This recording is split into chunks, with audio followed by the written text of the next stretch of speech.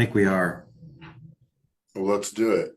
Welcome everyone to the June meeting of the Board of Directors from Muncie Land Bank. Let's do a bit of attendance real quick for the minutes.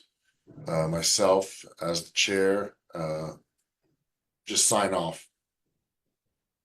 Jim, Here. Rebecca, Here. John West. I don't know why I said your last name. And then Melanie Here. and Heather taking the minutes down there. Here. And we got our staff, Nate, with us, and three interns, Zach, Hannah, and Ruby. Has everyone had a chance to take a look at the consent agenda in the box consisting of last month's board meeting and our financial statement for May? If so, I would entertain a motion to either amend or approve the consent agenda as presented. Motion to approve. Do I have a second? Second. Oh, got a second and a third out of that. Any questions, comments, concerns regarding either document? Hearing none. We'll do a roll call on the vote. All in favor, signal by saying aye. John, Aye. Jim, Aye. Rebecca, Aye. Melanie, Aye. Heather, Aye. and it's unanimous. So thank you, everyone. It looks like according to the agenda that we don't have any voting items. So we're going to move into items of general discussion. And these will be mostly updates from our various committees. First coming up is our property, our acquisition and disposition committee. Nate, you want to go through the pass-through agreement? Yeah, just an update that we bought this property yesterday from a guy named Dale Cash, 1406 East Willard, via pass-through agreement with Urban Light. And we're going to be holding that for 12 months as they're developing, building a house, rehabbing a house next door to that. So this is again part of our new partnership in industry with Urban Light, Habitat for Humanity, and the Neighborhood Association. Yeah, that's the only thing that we've had come in new this month. And we didn't actually have anything go out. So that's Can I ask a question? Yes. Are we fronting the money and then they're going to reimburse us after 12 months? Yes. Yep, and they'll pay for all the holding costs that are associated with it. And those are all spelled out in the agreement. This is, yeah. Are there any questions, comments, concerns regarding the pass-through agreement?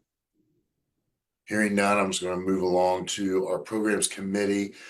First up in our programs committee is our first Friday event. Last event in June, John West provided an update of what we have been doing project-wise. John, how'd that go?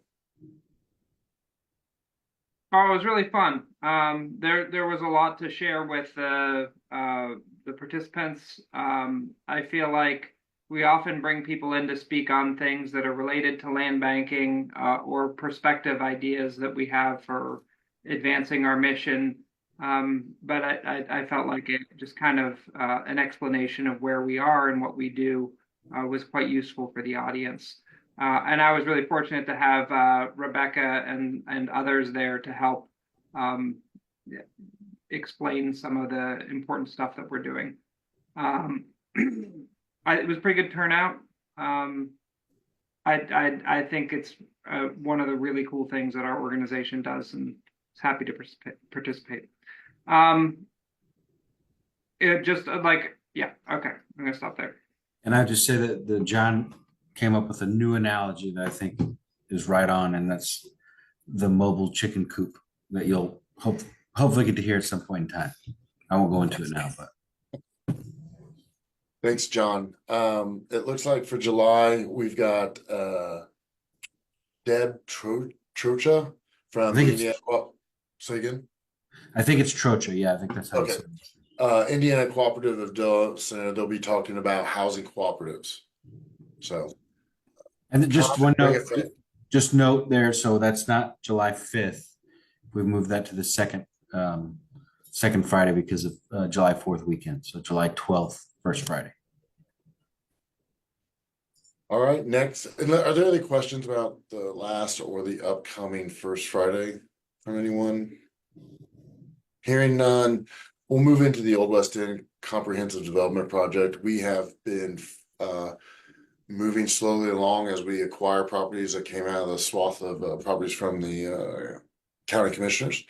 And we have formed, I think we told you all last month, we had formed a development alliance amongst kind of representations of all the entities that are involved. And we've met twice and we're working towards some ideas of like what kind of structures or kind of guidelines of who's getting property and the structures that should be built in the project. So we're all coming to this kind of place of like where we're sharing this information, this alliance, and also making consensus and agreement about how to go forward. So our next meeting is Next Thursday. I was gonna say it's coming up. So we'll be going over some guidelines that were presented to us last month. Nate, do you have anything you would like to add? I think Rebecca goes those too. So if either one of you would like to add anything. Rebecca John is there too. Oh, Yeah. I'm sorry. Yep. All right. Unless there's any other questions or comments about that, I'm just going to move this right along. I do have one other thing for that, the Old West End Development Alliance. We're submitting a paper to be presented at an architecture conference in Indianapolis next summer on the work that the Development Alliance is doing. Pam Harwood and I and a number of other people put it together. And if you're part of the Alliance, there might be an opportunity to come to the presentation to think about what information we want to deliver. I think it's really interesting and cutting edge work, and we want to share it. That's great. Thanks, John. John, is that you and Pam Harwood that wrote the paper? We wrote a proposal, and I can't remember who all kind of signed off on it. I think Tom Collins might have been involved. Nate, she sent out a draft and asked a bunch of people to revise it. I can't remember who all was on that. I don't want to exclude anyone, basically, is what I'm saying, Heather. That's okay. I'll just put an et al. Yeah, Oh, that's great. That means everybody. That sounds great. Thank you both for getting that accurate. Are there any other questions, comments, concerns regarding the Old West End Alliance? I was just gonna say that. So again, the Old West End Development Alliance, and then the next point, what I mentioned, the Urban Light Habitat Industry Partnership, and John's chicken coop, mobile chicken coop analogy actually really does capture. I mean, I think it's exciting because we really are starting to develop a methodology for going into new areas and building partnerships, collecting data, creating kind of a shared vision for development, and then creating consensus around how things are done, how property are disposed, what are the guidelines for design, those kinds of things. In addition to that, something that Brad mentioned to me, which I think is a really great idea and really innovative, is that we expand the way we do acquisition and disposition when we have a partnership that's really formed. Whereas there would be people from the Alliance, from the neighborhood, that are also involved in that conversation about how property is being disposed of. So I think again, our model is starting to form, and I think it's really innovative, and I think it's exactly, it's tied to Together DM, it's tied to block by block development. It's tied to very much the role that was outlined for the land bank in that strategic plan and then in our strategic plan. So exciting to see that start to come to fruition. I'm probably getting ahead of myself, but we're also starting to do this in Whiteley. Build relationships, collect data.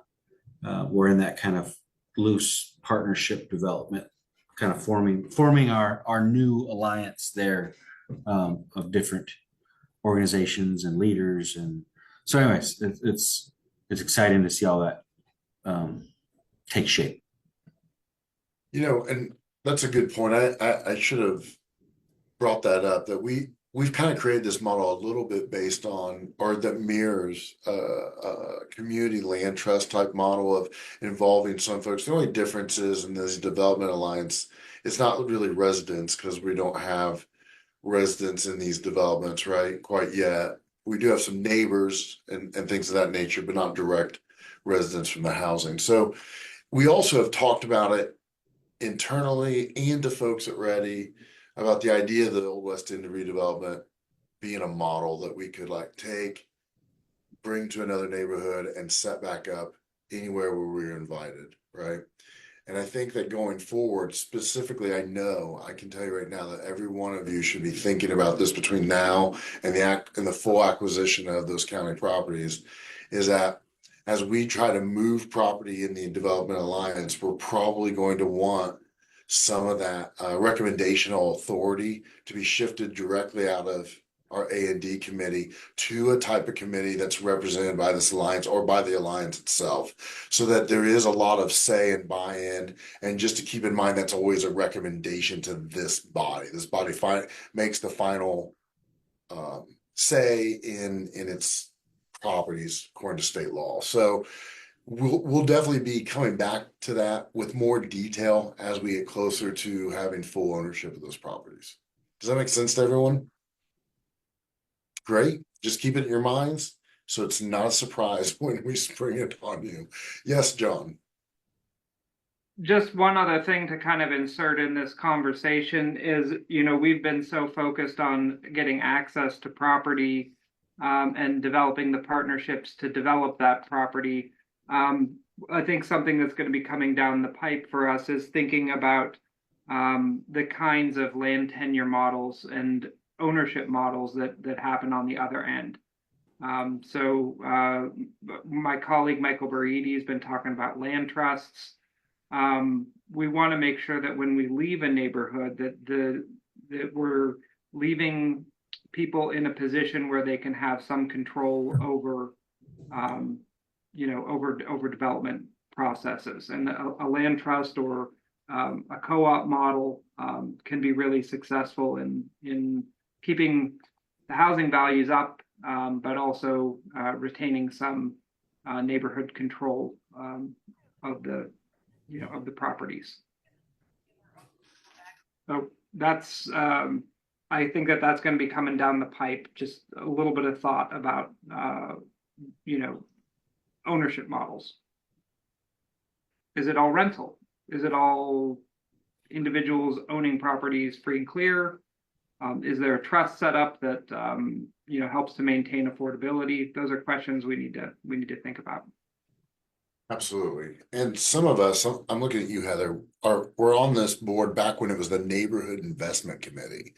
And we had Buriotti back then even talking about community land trusts. And the biggest difference in the, I guess, 10 years, 8 to 10 years that's occurred is that back then no one was doing it in Indiana, and now there's 4 models occurring in Indiana that can be used as guideposts. So thanks, John, for bringing that up. I'm going to move us right through the industry Habitat for Humanity partnership. We've done another pass-through agreement with Habitat. They are seeking a grant from FHLB to the Federal Home Loan Bank to develop housing on 6 properties. So we've taken 6 properties and create a PTA with them, not unlike the one we create with just about everyone else. It's put off cost, we uphold the cost until they do the transfer. And I think we'll know sometime at the beginning of next year about the full transfer. Is that right, Nate? We were talking about, I'm sorry, I had a. Oh, Habitat, the PTA for Habitat. No, you're fine. I think they'll know, yes, at the beginning of next year, because we have a 3-month holding period after. Yeah. Okay, and then the other PTA, Nate's already kind of talked about when he talked on the acquisition of 1406. It's the one that's signed with Urban Light for that same property. Are there any that really brings us to the end of the program committee? Are there any questions regarding some of these PTAs and partnerships with our housing developers here in town? Hearing or seeing none. Fundraising. We got some updates from Ready and the Lilly Endowment. Nate? Yeah, real quick. A lot of you participated in the walkthrough that we had with Trevor Friedeberg and Tracy Lutton. I wasn't able to make it, but everybody was there and it worked, and it sounded like it went really well. And then we had a follow-up meeting, Jeb, myself, and Tracy and Trevor, and they were really excited about the proposal. Said it was really great, project looked great, but first time we'd heard this. So that with the match that they asked for is 4-to-1, and one part of that match, so 1-to-1, would need to be public funding. That was the first time I had heard that. Maybe I missed that, but Jeb had also not heard that. So anyways, we spent a long time with Trevor and Tracy talking about, okay, what's the public investment in the area that we could potentially count as part of the match. And I think there's a lot of flexibility there. There's a look back period where we could, money that was spent on demolition or all kinds of things. So I think we got that figured out. The one piece that we needed really in the end is the mayor's endorsement. And Intend kind of took the lead on that, contacting the mayor. They had a meeting. The mayor told Intend folks that he'd be happy to sign a letter of endorsement, had some proposals for how to get that public match. I've been pestering Jeb to please let me know when that letter has been signed. And as of yesterday evening, it had not been signed. So I don't know if it's just getting to it. I hope that's the case. But it was communicated to Intend folks that yes, indeed, the mayor will support this project, put his sign of approval on it. And that was kind of the one barrier for us being a fully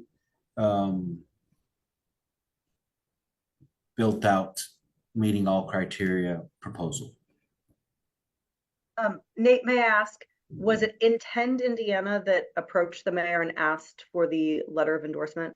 Yes. Okay, thank you. Are there any questions or comments, concerns about Ready's update? Yeah. So to be clear, Nate, these are just first steps towards being considered for being financed by the Ready grant, correct? They still haven't made those decisions. They have not. And so, we're in a pool of the proposals that were presented in November. And then we will be invited to present a more detailed proposal here shortly. I don't know if that means that we're getting funded, and so then now we want to build out the proposal, or there's another step, and once we submit a new proposal, then they make the decision. I don't know if that made sense. Yeah, so do we know when they make these funds available if you're successful, and then what is the date by which you have to expend those funds?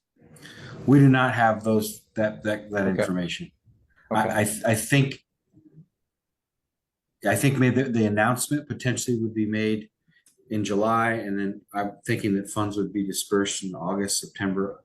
But again, that's not 100%. That's just kind of what I've got a feel of. Thanks. Any other comments, questions, or concerns? Hearing and seeing none, that we'll move on. We have a funding request for Ball Brothers for another $45,000 coming up.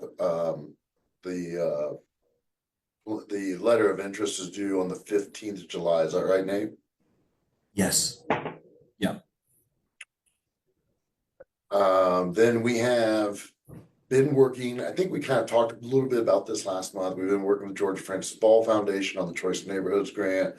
Yeah, there was a short deadline on that. That was in June 10th. And so there's a lot of steps that have to be done for a housing authority to be able to accept a new grant. Not unlike, any other HUD entity, they have to go through that, change their plan. So that takes 45 days. That put us outside the June 10th. So everyone has decided to maintain this target for the next year's NOFA. Which means, we'll start looking at properties that move us that way. MHA will start getting the condition of the building and all the other things that need to be set up that are normally in these NOFAs. And then George and Francis kind of offering a bit of help in finalizing and writing the grant itself. Are there any questions, comments, concerns, anything to add, Nate? Not on that point, and I would just say the next point, maybe we can just kind of skip over that one. I'm not prepared really to talk about that. It's somebody that I've thought of that I've been in a conversation with that has offered to help with grant and fundraising development. But I didn't collect enough information to present this morning. No worries. Yeah. We'll put that out for July. Any Just questions? real quick. Go for it. On the George and Francis application, that might be something that would be interesting for if there's like a extended planning process with several steps and going through it's a some planning. stuff. It'd be really interesting for students to work on this fall in that neighborhood studio. It's a planning grant. The Choice Neighborhoods comes out in two versions: a planning grant and an implementation grant. And to achieve the implementation grant, you have to have completed a choice plan. So, I mean, the application itself is more about a proof of the need that comes out of the housing authority from like architect, licensed architects that talk about the condition of the systems and whatnot. And then the planning grant itself, though, might be able to involve a lot of CAP students to be involved in that process. So I'm just, I'll say that to say maybe not in the application of this grant, but in the execution of this planning grant. If that makes sense. Good point, so. We're just gonna move along to public outreach. Nate had went to the Whiteley Neighborhood Association meeting and made a presentation, I believe, just this month in June. Nate? Yes, and Ruby came with me. Oh, fantastic. Second time we've been there we've been to the last two meetings, and we presented a little bit this last meeting about the land bank, and then Ruby talked about the work that students did and presented the map. And we have some follow-up work from that. Ruby's been working on an additional report to give to the Whiteley Neighborhood Association.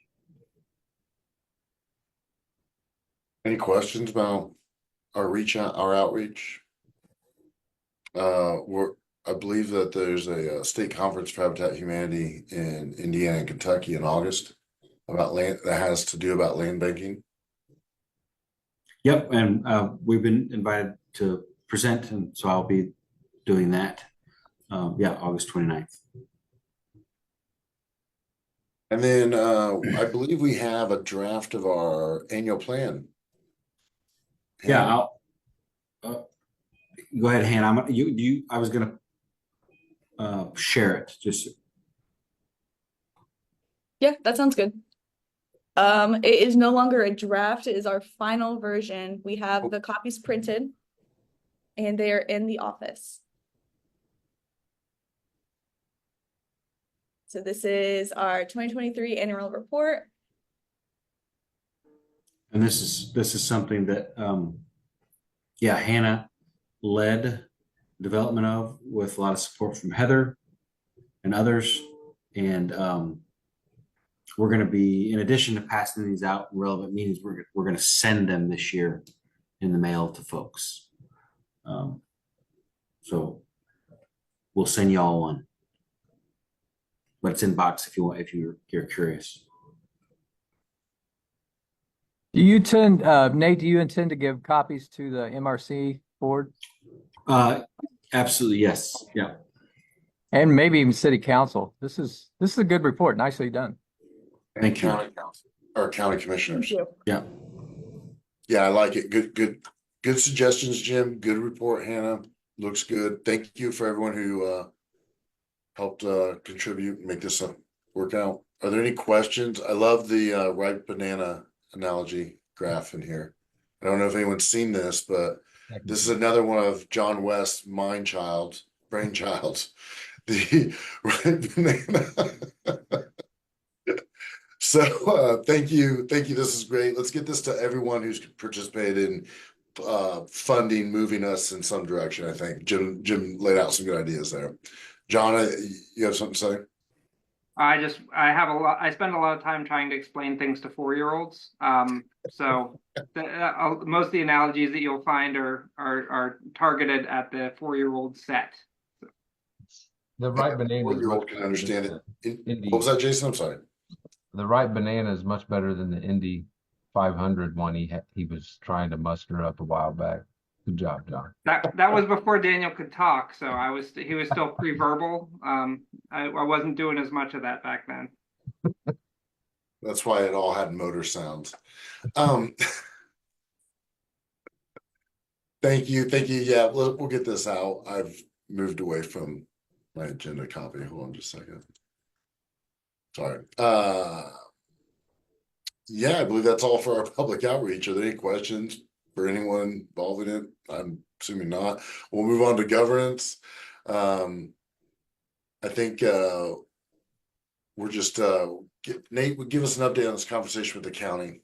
Yeah. So as you recall, we've been with support from the Center for Community Progress, which has been kind of outsourced to Intend Indiana, trying to facilitate a conversation with the county about interlocal agreement to receive property on a regular basis for first right of refusal, property that's gone through the tax sale. And part of that conversation that the county has been really interested in is how can the land bank service the county, not just the city. Our statutes don't allow us to serve outside of the city at this point. Yeah, we've had conversations. John and Brad have been real involved in this, coming up with different scenarios about the land bank, what would need to happen as far as our structure to be able to serve the county, what legal things would need to happen, what kind of resolutions would need to be passed. Anyways, it's gotten a little complicated with the change of the political dynamic of what's going on at the county, new leadership, probably on the horizon here. One of my main sources of just kind of bouncing off ideas and getting a feel for where things are at there has been Brad Bookout.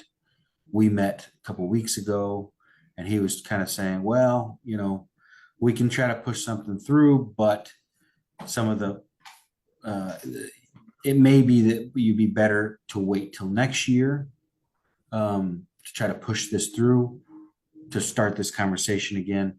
That's kind of what I had felt and was starting to communicate.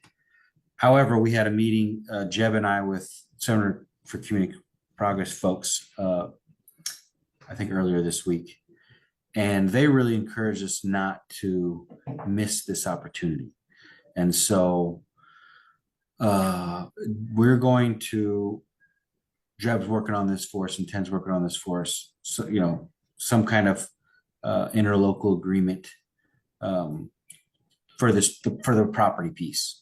We're gonna leave the county piece maybe out till next year, but try to at least present it. And if, you know, if folks don't want to get behind it at this point, that's okay, but we're gonna give it a shot. To try to get that interlocal agreement for first right of refusal for property. So that'll be interesting. And that's gonna be something that I'll be sending off emails, dropping off physical copies at the county in the next couple weeks, probably.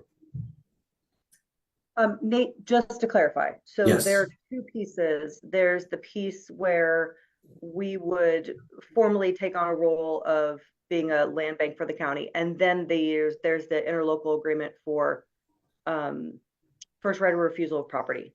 So that's the piece Yeah. we're moving. Yes, Thank you. we're gonna make the proposal. Yeah.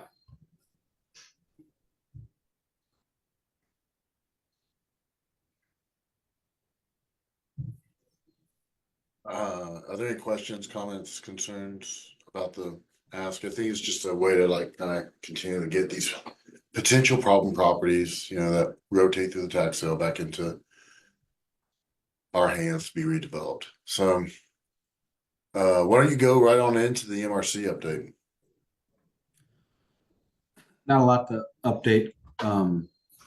The conversation that we need to have to be able to take a proposal for support to the commission. We've not had that. And I'm hopeful that we can have it this month before the next MRC meeting. But there's no support currently on the table for the land bank. So we're, again, the agreements that we had for support ended at the end of last year, beginning of this year. And so we're renegotiating support, and we're trying to get input from the MRC, mainly director, on what he thinks about what he thinks the support maybe it might be willing to support us with. We have a proposal, we have some ideas, we'd like to talk it through, and if there's a counter proposal, then that may be what we present at the I think what next Nate has presented to the MRC is a bit of a working group idea of just hashing out, here's what we think. What do you think? And then previous to that, there was the introduction of the new affordable housing project that'll go out on Kilgore. It'll create a payment in lieu of taxes or a pilot fund, and that money has to be used back into affordable housing. And the proposal was to provide that money to the Lansing Land Bank. I believe that was a couple months ago. I believe that that's under legal review. Is that how you understand it, Nate? Yeah, you know, but it's not, that would not actually come from the MRC, as I understand. Is that right? I mean, it's basically saying, here's a pot of money that we want to offer the land bank. And we've said that publicly, but it's not necessarily something that's directly from the MRC. It's just. It depends who they assign to caretake the fund of the. Okay. So like with the Silver Birch development, the MRC did oversee the pilot fund. Okay. That's why we had gotten that money previously through them. This might be in a city of Muncie, but at the same time, it was offered up as an instrument for this during an MRC meeting 2 months ago. Yes, and it was said, okay, this needs to be reviewed because it's a legal question, more than a political question. And I don't know if that's been actually reviewed or how long that takes, but it was brought up in yesterday's meeting. I think that was 3 months back when that was proposed. 3 months. Yeah. Yeah. So are there any questions? I mean, it's slow moving, but every month Nate goes and gives them an update of where we're at with whatever it is we're trying to do or have done. So he'll continue to get these, updates moving forward. Would it be fair to say then in the minutes that One proposal is for the MLB to receive pilot from the Kilgore Development Project, and this proposal is currently under legal review. Yes, Cool, thank you. you're welcome. I think that's fair. I think it's completely fair. And then I believe that I believe that sometime earlier this year, we did talk about a city council resolution, and there is a draft of one for the July meeting. I don't believe it'll be July 1st, though. It'll be the following Monday because of the holiday. Okay. Just FYI on that, but it's a resolution. If you're not familiar with resolutions, they're not really the power of law, so they don't, budget but what they are doing is making a statement of support for the MLB and a request for the administration to find long-term sustainable funding for the MLB. It's about that simple. I think Nate or I will try to be at that city council meeting in case anyone wants us to speak. And I would say, you're all welcome to come to that. Nobody's Absolutely. has a lot going on in the summer. It's evening, but I'm going to try to get as many people that that are connected to the land bank to come to that meeting as possible. So if we can fill the room, I think that would be awesome. And I just want to kind of also remember the legal encumbrance of the situation that the city council can't increase a line item on a city's budget. Only the executive can request for that item to be funded. They just appropriate or decrease amounts. So if a city wanted to add a new line item and add a new funding to that line item, that would have to come out of the executive. That's why in this case they're kind of requesting the executive to do so. Maybe I'm sorry. Hey, Brad, there is a July 1st city council meeting. Really? Yeah, July 1st, 2024, 7:00. And you said the ordinance was called what? Or the resolution, excuse me.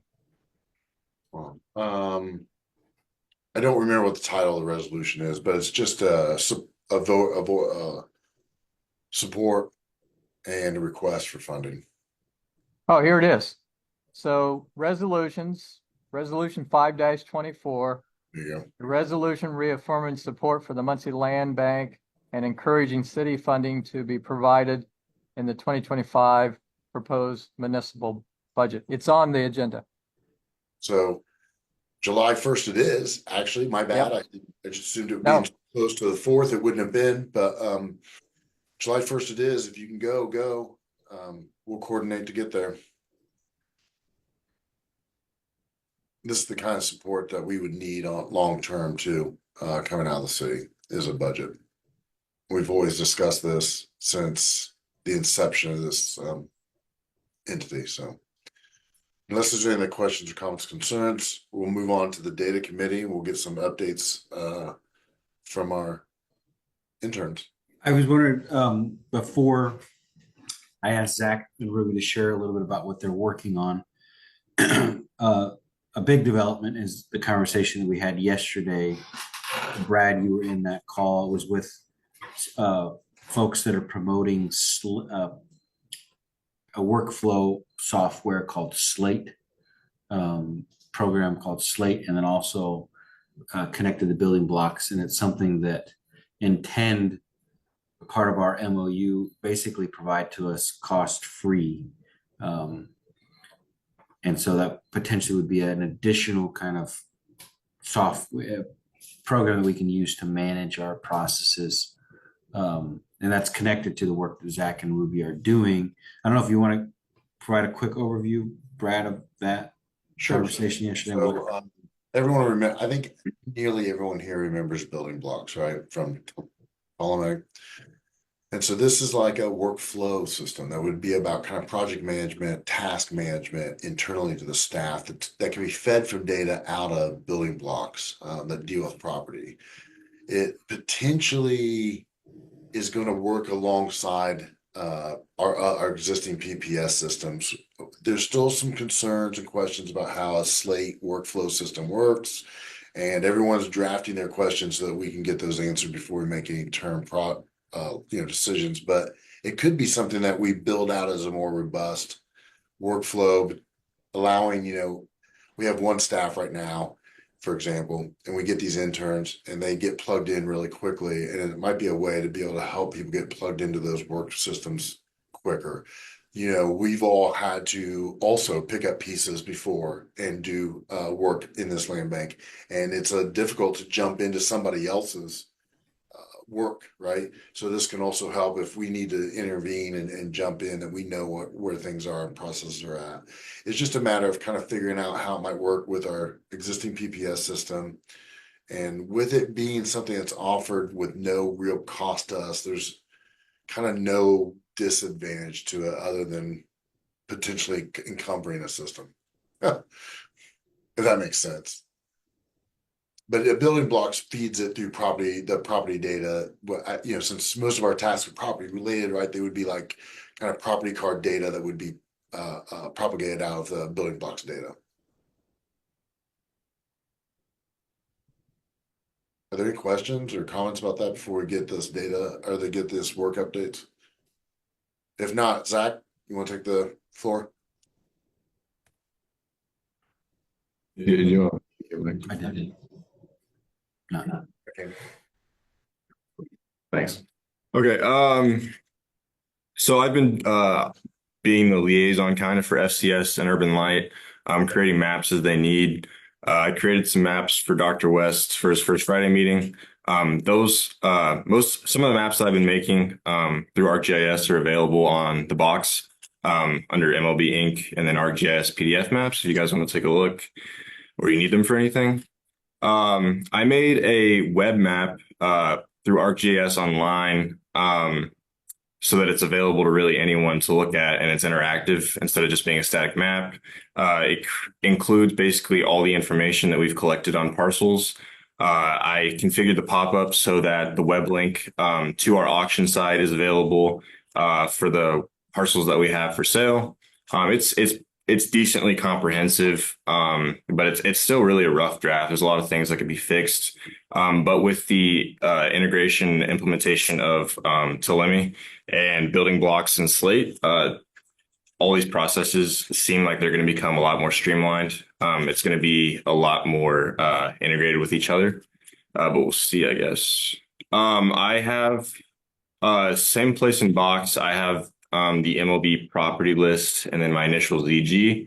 On there, you can see all the information that we've gathered, me and Hannah, through our surveying process on the tax certificate properties, the properties we currently hold, and then the properties that we sold. We updated basically if the properties are being used as we expected them to be.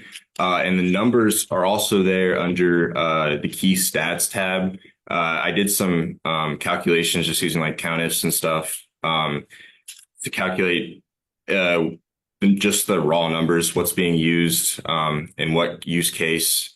Then there's also the value calculations, how much we're spending on each property. The totals are there. And once Ruby finishes her calculations on how much we're spending on each property, that number will be a lot more accurate. So I'm just waiting on that. And then my overarching project for my internship this summer is the MLB impact analysis. So what effects are we having on the community at large?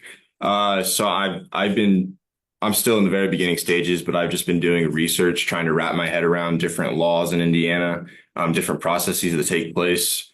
I'm looking at assessed values, which I learned in Indiana as of like 2002, they're supposed to be 100% of the market value, but I haven't necessarily seen that to be the case. So I'm trying to figure out how I can use that without distorting any numbers. I've been looking at comparable sales in the area, properties that are similar and what they've sold for recently.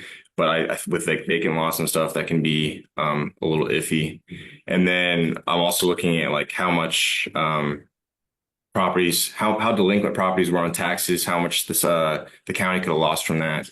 But then after our acquisition and disposition, what their tax, how much they paid in taxes, and then a ratio of that. But yeah, that's about it. That sounds very cool. I like that. I haven't taken a look at the map, but I will. And if I have any questions, comments, I'll make sure to send them out. Real quick, Zach, do you think you could throw a link to the map in the chat here? And also just kind of can you repeat where in box your work is located? Yeah, let me. It is. If you're on all files, you just have to go to MLB Inc. And then my maps are ArcGIS map PDFs. It's not all of them, but I think it's like the 4 main ones. And then if you go to properties, it's MLB property list ZG. And then those 4 tabs at the bottom, if you open it up in Excel, is all the calculations, all the surveying we've done.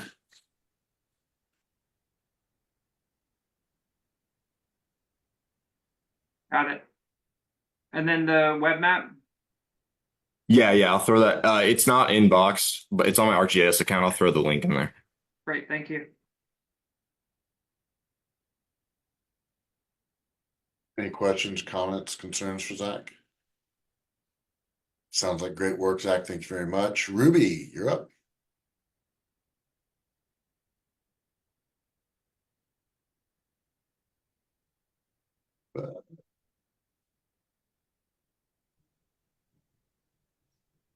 Give me a first. There we go. Ruby, think it's you.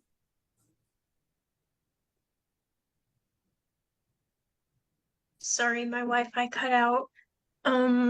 So I've been working more on like the cost and revenue sides of everything.